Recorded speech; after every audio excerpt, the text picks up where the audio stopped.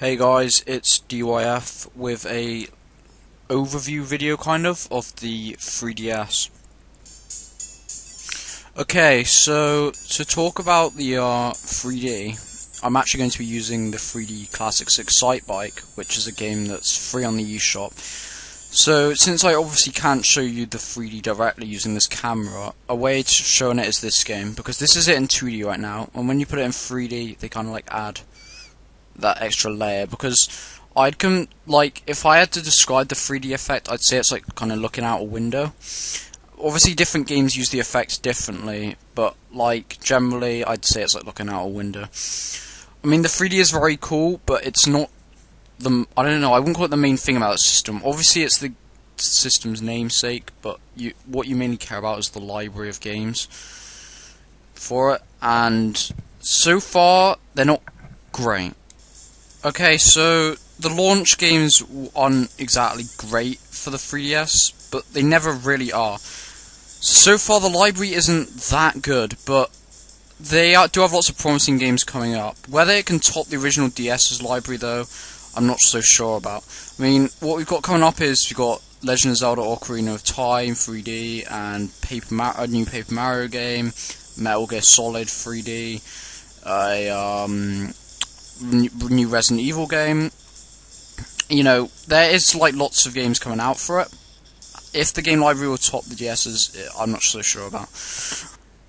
Okay, so as for the games themselves, the launch games aren't great, but I'm sure there's lots of great games coming. I mean, we already know that, Luigi's Mansion 2 and stuff. And they also have the Virtual Console and like the whole eShop lineup, and I'll show you some Virtual Console things in a minute. But this is a kind of free app you get, the Pokédex 3D, which includes Pokemon from Black and White, and includes like detailed stats about them, including like what levels they learn attacks and stuff. You know, it's nothing amazing, but it's pretty cool, and I hope more like free apps like this come out for the eShop. Okay, so this is a Virtual Console game. This is obviously Super Mario Land. The Virtual Console on this, it's pretty cool. You can, like, this is in green and black at the moment, and switch it to black and white, so just, you know, like you could on the Game Boy Color. And one thing they've also done is they've added save states and a save anywhere feature. So like if I just go off this game now, I'll close it down.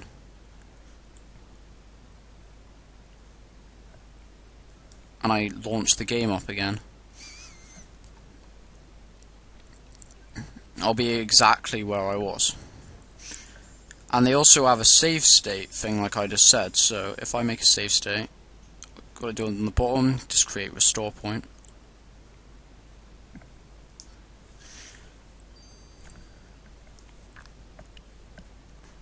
Okay, and then now if I just kill myself, I can be really cheap and say, no, that never happened, and I can load the save state like so, and then I'm back as I was.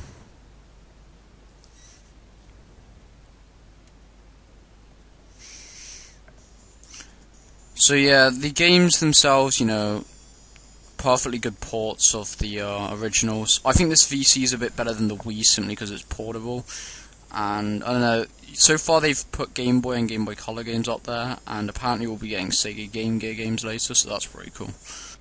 Okay, so as many of you will be aware, the 3DS has two outward-facing cameras which allows you to take 3D photos.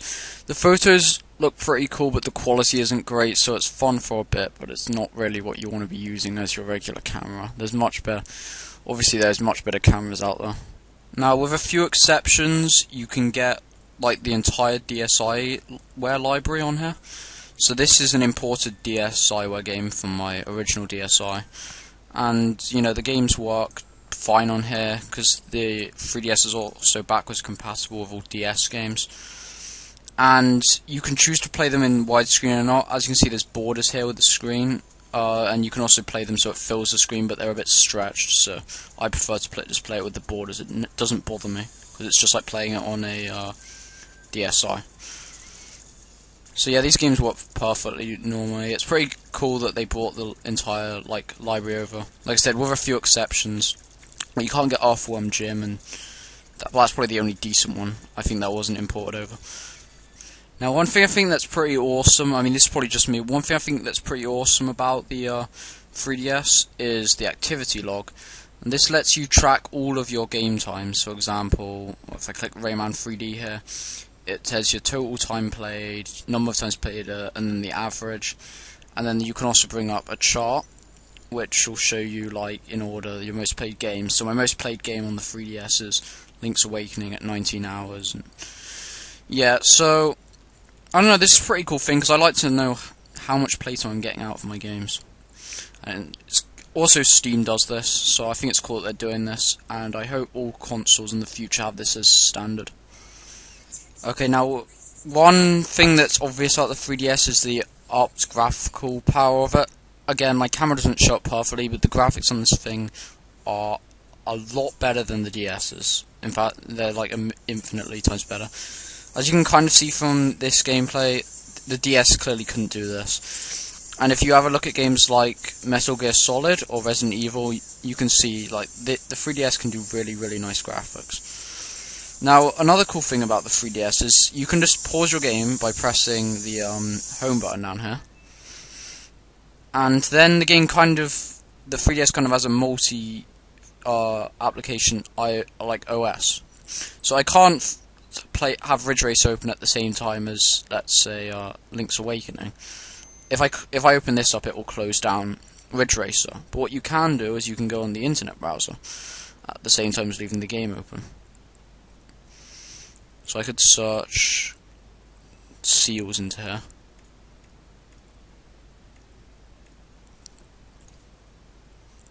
Okay, so here I have the Wikipedia page on seals up. So the internet browser on this thing, it's not great. I don't know, it's passable, like, it's pretty good for game FAQs, which is probably what they have this multi-user thing for. So now, as I was saying, let's say, I have this Wikipedia page of seals up. I can close it down, and I can just go right back to playing Ridge Racer. Resume it, and there we go, I'm still there. So yeah, I can imagine that this is useful if you want to have an FAQ up for a game, because you can just open back on the internet browser and I'll be exactly as it was with my seal up. If I just close this down, and yeah, there we go. So no, it's a pretty cool feature. It's not like groundbreaking, but yeah. Okay, so one thing that really is quite annoying about the 3D is you have to be looking at it at the right angle for it to properly work. Of course, that's the thing about having 3D without glasses. The glasses are so that you can see it from multiple angles. Without having glasses, you have to kind of be looking at it directly on, and if you're looking at it directly on, it looks great. But if you tilt it to the side slightly, the effect just like completely goes away. So you have to be looking at the right angle, and it's not a big deal because you're not exactly going to be like moving around a lot when you're playing the games, and it's not that precise on how you have to look at it, but it is still slightly annoying if you're on, like, I don't know, like a bumpy bus or something. But if you're on a bumpy bus ride, why would you be playing the DS anyway? You'll get car sick, silly boy. Okay, one thing most people are aware of, well, I just haven't mentioned it yet, is the top screen is 3D and the bottom screen is a touch screen. The bottom screen is not 3D and the top screen is not a touch screen, but I'm sure everyone already knew that. Anyway, here I'm going to talk about like the kind of device itself, buttons and how layout and such. So the top screen is a widescreen, which is quite nice. The analog slider here, this thing is great. I think this thing is just as good as any like analog stick. It just works just as well as any other one. It's really good, and it's very good if you like for games like Rayman 3D and stuff like that, or like any platformer really. So it'll be good for the upcoming Mario game and such. The analog slider is compatible with old DS games, which makes moving diagonally a lot easier, but you can still use the D-pad, and some people think the D-pad is placed a little too far down. It never really bothered me. What did bother me is the placement of start and select. I don't know why they're here. It's not, I don't know, it's not a very good place to put them, I don't think, and also they don't feel very nice. Every other button on the 3DS feels really good, really, I don't know, feel really sturdy, really nice. The start and select buttons and home button just aren't great. One thing that's also annoying, and I'm sorry for the crap lighting, I have to have a lamp right here for you to be able to get yeah, would even see it. One thing that's also annoying is the where they place the stylus. Now, on the original DS, the stylus was placed here. Then on the DS Lite, they placed the stylus at the side here, and they kept that for the DSi. I don't know why they moved the stylus back to being here, because let me show you the stylus. It's this like it when it's shortened, and then you can pull it out or erect it, and it's this long, which is quite a nice length. But you have it in at the back, and you can't really quickly access it that easily because you have to pull it out, which isn't that easy when you're playing in the middle of a game.